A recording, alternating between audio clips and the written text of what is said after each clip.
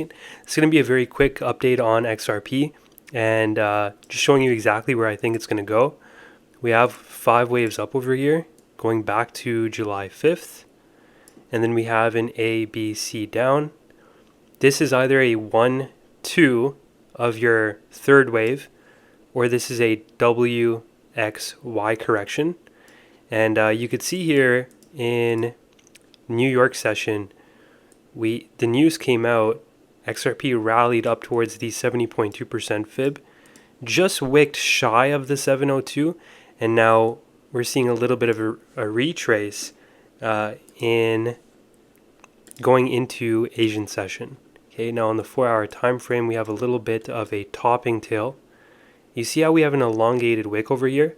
So it looks like it's just coming down to any of these fibs. And all of these fibs over here would be your DCA levels. If you end up losing the 702, 786, then it's likely will come down below 0.503 towards 0.47 at the 70.2% fib. Okay, 70.2 to 78.6% fib, and that would be taking out your trendline liquidity.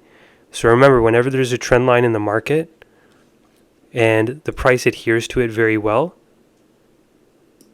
there are stops resting underneath that trend line. The stops don't necessarily have to be taken, but it leaves us open for the possibility of a flush down towards the 786, 702, and then it's likely we would see a very explosive rally from there. Okay. I think that if we did end up going down to the 702, 786, it's likely we would have that explosive rally, just like we did in 2017. So if we go back here on the daily time frame, you see how we had this wick over here? This wick right over here? And then you see how fast we recovered? So I think it's going to be like that if we did end up going down there to 0.47. So either way, it's bullish, right? So going back to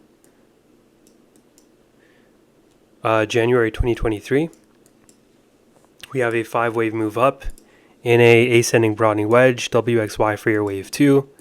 And we started our wave 3 on July 5th. Okay, 5's up for your 1 of 3. ABC down for your 2. And now we're just still stuck within this pennant over here. So it's either we get above the 702 and a 786 at 0.5895 and 0.6010. If we do end up getting above these two levels on the 4-hour time frame, then it's likely we'll continue up for your wave 3. And that would mean that this is our wave 2 being finished. If you can't get above those fibs, and especially if you lose 0.5270 and 0.52, then it's likely we'll come down towards these fibs. We'll wick down to these fibs over here, take out this trendline liquidity, and then we would see a rapid rise from there. Okay, and I do think that alt season is very near, and I do think that this is the bear bottom right over here at 38 cent. Okay, we're also still within Wyckoff accumulation, entering into phase E. Remember, this is our Wyckoff accumulation range, right? Right over here. Okay, you have your selling climax, your automatic rally, secondary test, fail break, secondary test in phase B, going below your secondary test, and then you have your move up to the top of the range, your chop down to mid-range. You see how we chop down to mid-range over here for your last point of support, and then we have the Ripple victory against the SEC, and then we went in for our sign of strength. I noticed that the news is all timed with the chart, and then we have our backup phase, which lasts over 1 year, right? So that the entirety of this accumulation range lasted a little bit over 2 years, and within the entirety of this accumulation, you have 1 year of our backup phase. Okay, so remember, time versus price, it does matter. And when you see ranging like action for this long sideways, and especially if it's at the lows, then that would be significant. Okay, if you see something like that at the highs, that's something to worry about, because that could be distribution, right? But the fact that we've been ranging for this long at the lows, it's actually a good sign, and something you want to see, because this is all accumulation, right? You can characterize it like accumulation. So what we have over here is heavy resistance at 0.589 right here. Okay, once you get over these two levels, then we can say, okay, yeah, we're going to go in for your parabolic run and go in for your wave 3 of 3.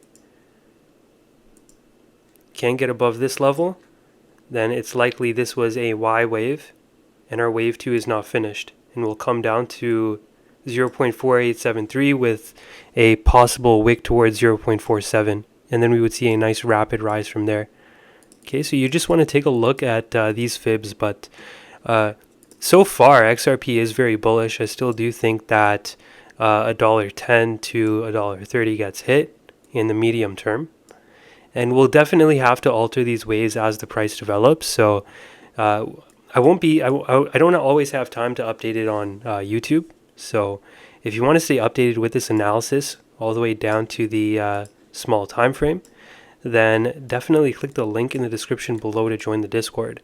We have a wick up towards the 702 or just shy of it, and then we're coming down for an ABC correction, right? Now, if you end up going below 0.527, then it's likely this was just an ABC, and we're coming down for one more sweep of the lows to take out this trendline liquidity over here.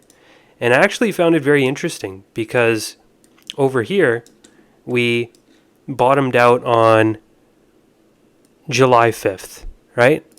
And then we come back to that trend line on August 5th.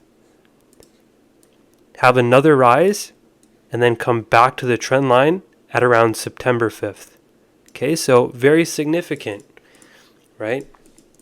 Now, what bulls would want to see here going forward is for these fibs to hold, especially 0.527. Okay, if bulls can't stay above that, then it's likely we'll have that one last sweep towards 0.487 and 0.47 before we see a nice rise to the upside. Now, I do think that the macro bottom is in. I don't think we make a new low below 38 cents. So that's the good news, right? And I think XRP is really going to go parabolic, much like it did back in 2017. Okay, right? You see how explosive this was? Just one huge straight line up, very, very fast.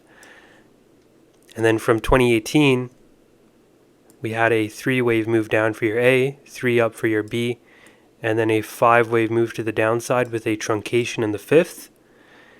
And then you start your impulsive structure from there. It's just that this sideways action has been taking so long that even the best traders, or most traders, they don't fully understand what XRP is doing, right?